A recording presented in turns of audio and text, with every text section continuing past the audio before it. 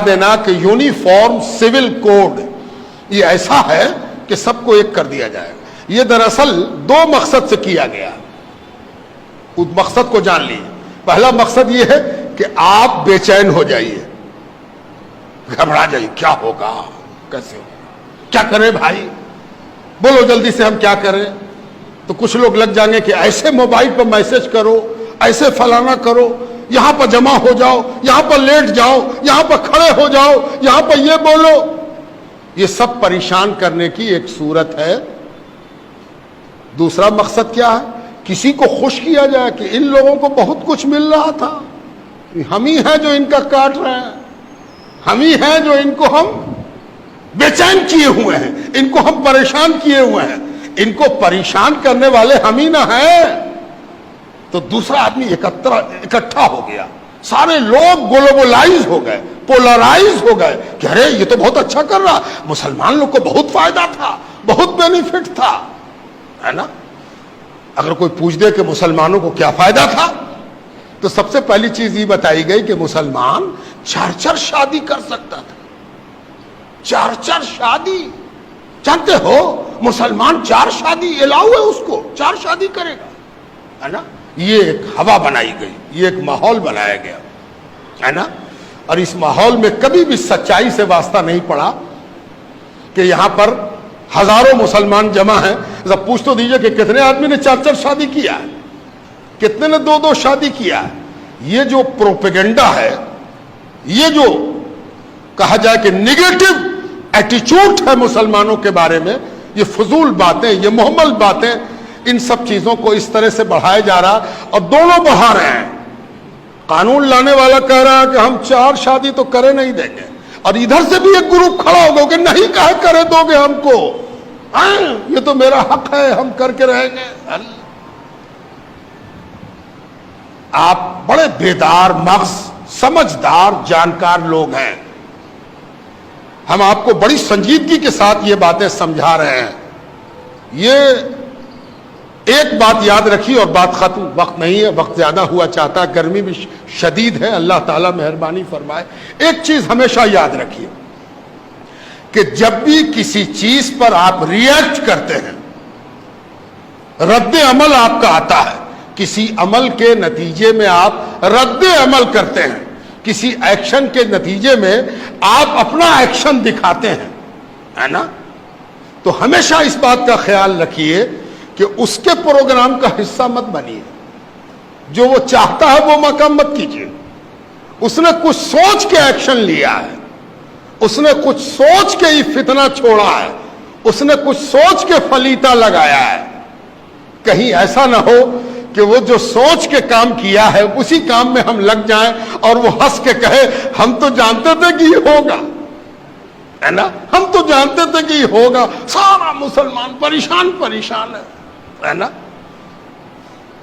لا commission, constitution, Hindustan کا آئین کیا کہتا ہے. ہندوستان کے آئین کا ایک آرٹیکل ہے 44 آرٹیکل, وقت نہیں ورنہ میں تو تفصیل میں جا کے آپ کو سناتا اور سمجھاتا بات کو. 44 آرٹیکل میں ہمارے آئین میں, ہمارا سمویدھان, اس میں ایک بات کہی گئی ہے کہ اس ملک کے رہنے والوں کے لیے ایک جیسا قانون ہوگا, ایک جیسا قانون ہونا چاہیے. بڑی اچھی بات ہے, اس سے کون انکار کرتا ہے. مسئلہ بات سے پیدا نہیں ہوتا, بات کے انٹرپریٹیشن سے پیدا ہوتا ہے. کیسے ہم اس بات کو لیتے ہیں اور اس بات سے کیا سمجھتے ہیں, اس سے مسئلہ پیدا ہوتا ہے. اگر کوئی کہے کہ اس پورے ملک میں ایک طرح کا قانون ہو, کون سی بری بات ہے بھائی, بڑی اچھی بات ہے. کالا گورا, لمبا موٹا ناٹا, غریب امیر, پڑھا لکھا کم پڑھا لکھا, سب کے ساتھ ایک ٹریٹمنٹ ہونا چاہیے, ہو اچھی بات ہے, کون مخالف ہے. اب اس کو ہم 2 طرح سے سمجھاتے ہیں.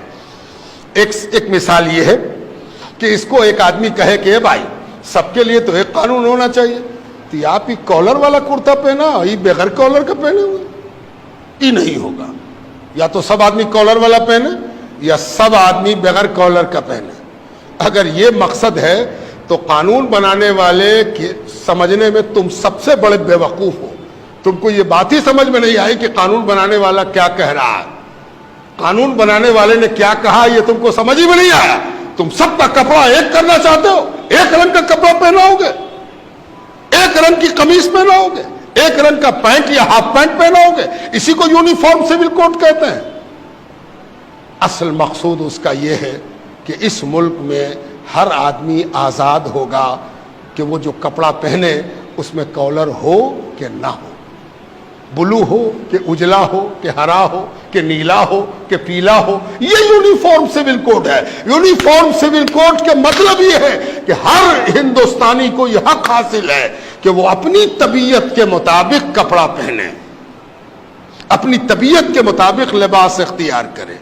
हैरत की बात है कि इस मुल्क में जहां हर 4 कोस पर बोली बदल जाती है और हर 4 कोस पर प्रथा बदल जाती है, रस्म बदल जाता है, रिवाज बदल जाता है, ट्रेडिशन बदल जाता है, वहां यूनिफॉर्म सिविल कोड की बात अगर की जा रही है तो आप ही क्यों परेशान हैं? सब लोग परेशान होंगे। जब होंगे तो देखा जाएगा, है ना। मुसलमान सबसे पहले क्यों परेशान हो जाए? मुसलमान ही सबसे पहले लाइन क्यों लगा दे? ये बड़ी बड़ी गलती है, बड़ा कसूर है जो आज हमारी सो कॉल्ड रहबरी, सो कॉल्ड रहनुमाई, सो कॉल्ड लीडर्स, मुस्लिम लीडर्स जो अपने आप को मुस्लिम लीडर कहते हैं, वो मुसलमानों को झोंक रहे हैं कि सबसे पहले तुम खड़े हो जाओ, जबकि सबसे पहले तो वो खड़ा होगा जिसका ट्रेडिशन हर थोड़ी देर पर बदलता रहता है। यहां कौन है जो एक तरह का हो? बिहार में छठ होता है, बिहार से बाहर छठ करने वाला छठ नहीं करता, जो बिहारी नहीं है वो छठ जानता भी नहीं। पता नहीं कितने किस्म का कैलेंडर है उनके यहां भी पूजा के अलग अलग अंदाज हैं, साउथ और नॉर्थ। आप दक्षिण में चले जाइए, दक्षिण का खाना पीना, पहनना, ओढ़ना, बोलना, चालना, हंसना, रोना सब अलग है। उत्तर आइए, सब अलग है।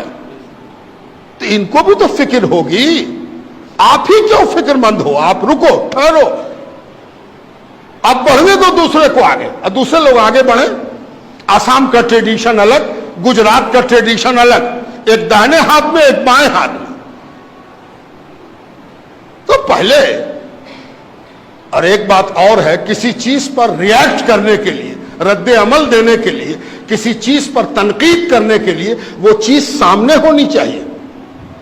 अभी तो यह भी पता नहीं है कि कॉमन सिविल कोड का नेचर क्या होगा, क्या होगा, कैसा कानून होगा। ये बेमकसद की बात शुरू की गई और सारे तबके को परेशान हाल बना दिया गया। इत्मीनान रहिए, मुतमईन रहिए, अपना रिएक्शन देने में जल्दबाजी मत कीजिए, अपने आप को महफूज रखिए, घबराइए नहीं, ठहरे रहिए। कोई डरने और घबराने की बात नहीं है, इत्मीनान से अपने जगह पर रहिए। वक्त आवेगा, देखा जाएगा कि क्या वो करते हैं, कैसे वो करते हैं। उनके यहाँ भी बहुत से इख्तिलाफात हैं, उन इख्तिलाफात को वो कैसे एक करते हैं और सब मिलके कैसे पाट लेते हैं। जैसे आपके यहाँ विरासत का कानून है, वैसे ही उनके यहाँ भी विरासत का कानून है। वो भी अपनी विरासत के सिलसिले में अपना कानून रखते हैं। ईसाई का अपना कानून, हिंदुओं का अपना कानून, बौद्धों का अपना कानून, पारसियों का अपना कानून, मुसलमानों का अपना कानून। जब इस मसले में कोई नक्शा साफ होगा तब हम लोग रिएक्ट करेंगे और हम लोग इस सिलसिले में सोचेंगे। अभी बहुत ज्यादा परेशान होना, अपनी हरारत बढ़ा लेना, अपना बुखार बढ़ा लेना, परेशान होना कि हमको क्या करना है। ये वोटिंग नहीं है कि हर आदमी जाके वोट दे आवे, रेफरेंडम नहीं है कि हर आदमी जाके अपनी राय दर्ज करा दे। इत्मीनान से बैठिए।